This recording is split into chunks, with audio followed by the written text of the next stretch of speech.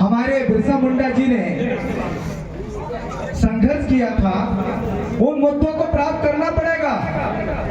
उसके लिए भी हमें चर्चा करनी पड़ेगी।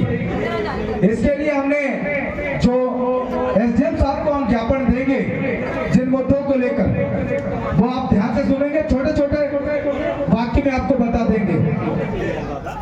क्रांतिकारी भाषण सुनना और क्रांतिकारी होने में बहुत फर्क होता है।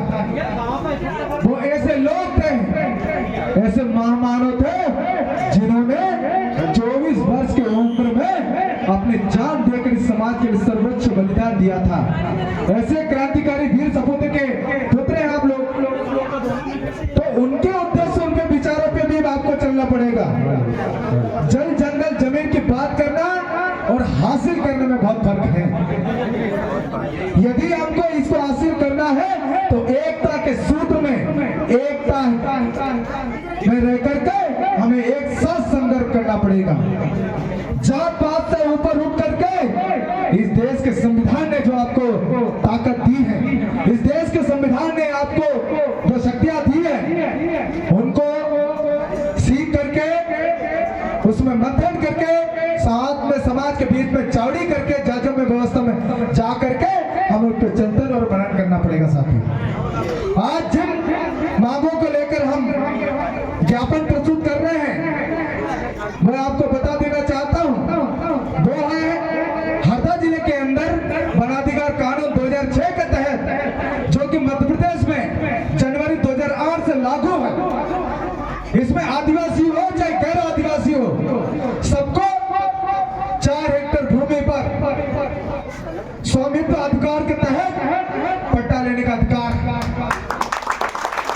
लेकिन दुर्भाग्य है कि मध्य प्रदेश में 1956 के बाद जब मध्य प्रदेश गठित हुआ, तो आज तक मध्य प्रदेश के इतिहास में मात्र 10% लोगों को ही वन अधिकार के तहत पट्टे दिए।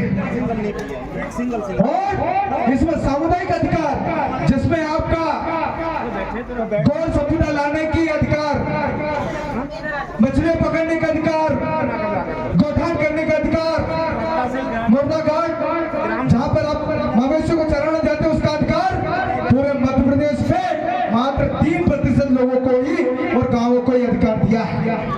तो आपका कर्तव्य है, जब सरकारों ने सन 2010 में आदिम जाति कल्याण मंत्रालय कहा कि समस्त कलेक्टर्स को कहा कि जाइए आदिवासियों के पास जितनी जमीन है, गैर आदिवासी के पास जितनी जमीन है, उसकी सर्वे कराइए। और सर्वे कराने के बाद मध्य प्रदेश के वन मित्र पोर्टल में दर्ज करके इनको अधिकार दो। लेकिन दुर्भाग्य की बात है, 18 साल के बाद भी समाज को आज तक अधिकार नहीं दे पाए हैं। इसका कारण यह है, मैं खुले तौर पर बता देना चाहता हूं, इसका कारण यह है कि वन विभाग का 19 लाख हेक्टेयर भूमि कहां है इनको नहीं पता है। इसलिए वो आदिवासी समाज है या गैर आदिवासी समाज के पास जो 5 जनवरी 2005 से पूर्व जितनी जमीन है, उन जमीनों पर आज तक आपको अधिकार देने का काम नहीं कर रहा है। और इस संबंध में जब हमने आला अधिकारियों से बात करी, वन विभाग की टीम से बात करी, तो उन्होंने कहा कि साहब हम चाह के भी नहीं दे सकते, क्योंकि इस देश के अंदर, प्रदेश के अंदर 21% से ज्यादा जंगलों पे पेड़ पौधे होना अति आवश्यक है। ये पर्यावरण डिपार्टमेंट कहता है, उन्हें वो मेंटेनेंस करना है और 19 लाख हेक्टेयर भूमि भी लेना है। तो जानबूझकर आपके पास जो अधिकार के भूमि है, आपके निस्तार के भूमि है, आपके कसरतबंदी में जो भूमि है, उन भूमियों पर सरकार के और यहाँ का विभाग का ध्यान है, इसीलिए वो आपका अधिकार छीनना चाहते हैं। ये संगठन की तरफ से लगातार बैठकों के माध्यम से को जागरूक करने का प्रयास किया, चाहे गोराखाल हो, चाहे केंजरी हो, चाहे चंदखाल हो, चाहे जामोका हो, चाहे तमाम क्षेत्र में जाकर के आपको कहा कि जब आपके पक्ष में कानून है, जब आपके पक्ष में आपका समाज है, जब आपके पक्ष में आपका संगठन है, तो आपको आबादी अधिकार लेने के लिए दौड़ लगानी पड़ेगी। आपको अधिकार देने के लिए कोई दरवाजे के चौखट पे नहीं आएगा साथियों। आपको डरने की जरूरत नहीं है, आपको बस करने की जरूरत है। आपको नीति बना करके इसको करने की जरूरत है, तब जाकर आपको वो अधिकार मिलने लगेंगे। और जैसे हमारे वक्ताओं ने कहा कि जिस घर में एक एक बिरसा पैदा कर लोगे तो वो अधिकार छीनने नहीं पड़ेंगे, आपके घर के चौखट में सरकार खुद ही देने आएंगे। लेकिन उसके लिए जागरूक करना पड़ेगा, उसके लिए एक दूसरे में विश्वास करना पड़ेगा। तो इन्हीं के लिए हमने ये ज्ञापन बनाया है। उनके साथ साथ जितने भी हमारे देवी धामी का स्थान है, हर गांव के अंदर 3 से 4 से 15 से 20 देवी देवता है, उन पर भी हमें सामुदायिक अधिकार और अधिकार के साथ साथ नियंत्रण और प्रबंधन भी ग्राम सभा को और समाज को देना चाहिए, ये हमने लिखा है। इसके बाद वनाधिकार कानून के अंतर्गत जो 4 हेक्टेयर की भूमि आज तक नहीं दिया है सरकारों ने, तो वो भी 4 हेक्टेयर का जमीन आदिवासी हो चाहे गैर आदिवासी हो, उसको 10 हेक्टेयर तक का पट्टा दिया जाना चाहिए, सरकार सुनिश्चित करना चाहिए। इसके बाद अरे इसको वही कर लेते हैं, यहाँ बोल रहे वही बोल रहे।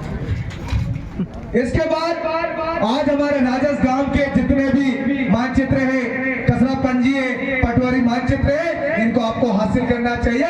इन सारे मुद्दों पर हम लोग जो है आज ज्ञापन के माध्यम से मांग करने जा रहे हैं। आज एक और चीज कहना चाहता हूँ कि समय बहुत कठिन था, खेती बाड़ी किसानी सब लगे हुए थे, फिर भी संगठन के इस कार्यक्रम में, आपका अपना कार्यक्रम में, आपका अपना गांव में जो बढ़ चढ़ के हजारों के संख्या में आप लोगों ने जो यहाँ उपस्थित होकर हमारा जो मान बढ़ाया है, एक बात जरूर कह देना चाहता हूँ, जब तक मेरी जान में जान रहेगा, जब तक हमारे बड़े सदस्य का आशीर्वाद रहेगा, पूरे तन मन धन से, यहाँ तक कि अगर बलिदान की भी वक्त आएगा तो सबसे पहले हम बलिदान देने के लिए आगे आएंगे साथियों। इसी के साथ मैं आपके समय ज्यादा बर्बाद नहीं करेंगे।